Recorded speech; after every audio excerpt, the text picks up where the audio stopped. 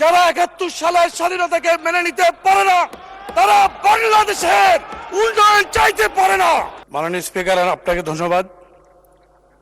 আমি মহামান্য রাষ্ট্রপতির ভাষণের উপরে মহামান্য রাষ্ট্রপতিকে ধন্যবাদ জানাতে চাই, এই জন্যই যে তিনি ফ্যাসিস্টের সৃষ্ট নির্বাচিত প্রেসিডেন্ট হয়েও তিনি ফ্যাসিস্টকে ফ্যাসিস্ট হিসাবে স্বীকৃতি দিয়েছেন, ঘোষণা করেছেন জুলাই আন্দোলনের সকলের সাথে।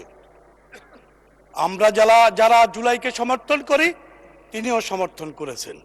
এখানে লক্ষণীয় বিষয় হলো তিনি কিন্তু সেই ফ্যাসিস্টের নির্বাচিত প্রেসিডেন্ট ছিলেন, সেজন্য ওনাকে ধন্যবাদ জানাতে হয়। আমি প্রেসিডেন্টকে ধন্যবাদ জানাই আমাদের প্রিয় নেত্রী যে নারীদের শিক্ষার জন্য যে ঐতিহাসিক ভূমিকা রেখেছিল, সেই বেগম খালেদা জিয়ার কাজকে তিনি স্বীকৃতি দিয়েছেন। আমি ওনাকে ধন্যবাদ জানাতে চাই প্রেসিডেন্টকে।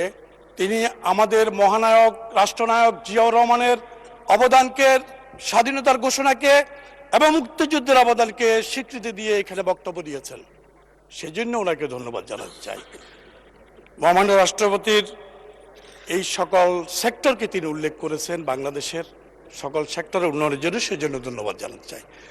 মাননীয় স্পিকার, আজকে বাংলাদেশ একটি শান্তি ও উন্নয়নের সমৃদ্ধির পথে এগিয়ে যাওয়ার জন্য এই বর্তমান সদ্যজাত সরকার কাজ করে যাচ্ছে, কিন্তু অত্যন্ত দুর্ভাগ্য যে আমাদের এই সংসদের বিরোধী দলের ভাইয়েরা সংসদের ভিতরে এবং বাইরে এই সরকারকে নাজেহাল করার জন্য যে চক্রান্ত চালাচ্ছে, যে চক্রান্তের ভূমিকা অবতীর্ণ হয়েছে, এটা কোনোভাবেই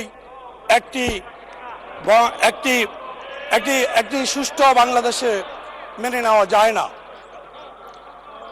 মাননীয় স্পিকার, ৭১ সালের স্বাধীনতা যুদ্ধকে তারা মেনে নিতে পারে নাই। যারা ৭১ সালের স্বাধীনতাকে মেনে নিতে পারে না, তারা বাংলাদেশের উন্নয়ন চাইতে পারে না।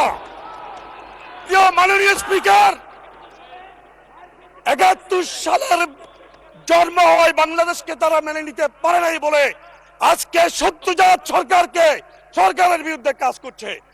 মাননীয় স্পিকার, আপনি শুনেছেন চট্টগ্রামে গতকাল সিটি কলেজে ছাত্রদলের উপরে হামলা করেছে কারা? শিবির।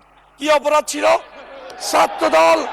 ছাত্রদল শুধু বলেছে গুপ্ত, ছাত্রদল লিখেছে গুপ্ত, সেই জন্যই তারা একটা গুপ্ত শব্দকে উল্লেখ করে তারা ছাত্রদলের উপর হামলা করে বাংলাদেশের গণতন্ত্রের উপর আঘাত করেছে। মাননীয় স্পিকার, আমি পাহাড়ের জনগণকে ধন্যবাদ জানাতে চাই। পাহাড়ের জনগণ, পাহাড়ি বাঙালি সবাই আমাকে তৃতীয়বারের মতো নির্বাচিত করেছে। সেই পাহাড়ের গণমানুষের জন্য, পাহাড়ের শান্তি প্রতিষ্ঠার জন্য, আমি টেকসই শান্তি প্রতিষ্ঠার জন্য মাননীয় প্রধানমন্ত্রীর দৃষ্টি আকর্ষণ করছি।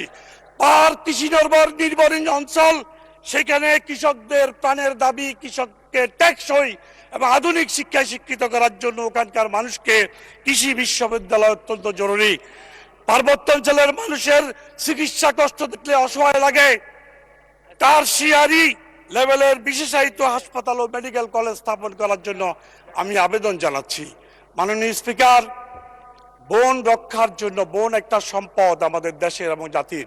বিগত আওয়ামী লীগ সরকার, ফ্যাসিস্ট সরকার বনকে উজাড় করে দিয়েছে, ধ্বংস করে দিয়েছে।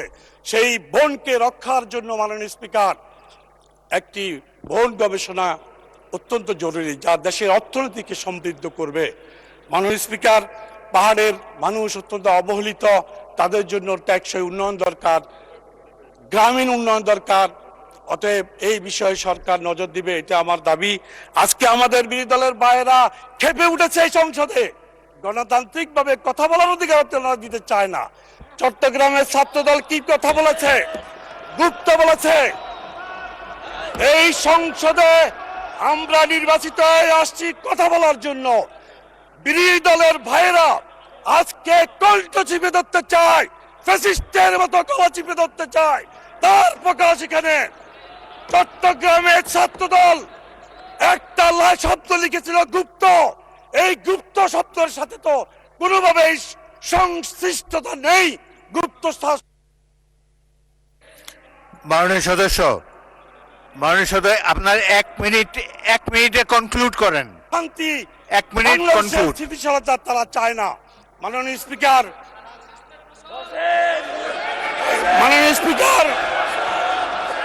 আমি বলতে চাই, আজকে সংসদে আমাদের সম্মানিত বিরোধী দলের সংসদ সদস্যরা যে আচরণ দেখাচ্ছে, এতে মনে হচ্ছে বাংলাদেশের আগামী দিনে সুষ্ঠু ধারা রাজনীতি তারা করতে দেবে না, এটাই প্রতীয়মান হচ্ছে।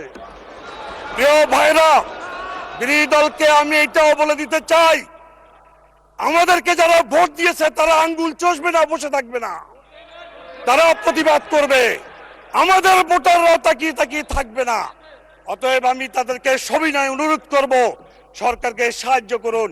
ফ্যাসিস্টের মতো বিভিন্ন দলের মতো বাংলাদেশকে অস্থিতিশীল করা ঠিক হবে না। আপনারা আসুন আমাদের সাথে বাংলাদেশকে ফ্যাসিস্টের সময় থেকে ভিন্ন সময়ে আমরা বাংলাদেশকে এগিয়ে নিয়ে যাই। কোনোভাবেই যেন অতীতের ধন্যবাদ মাননীয় সদস্য।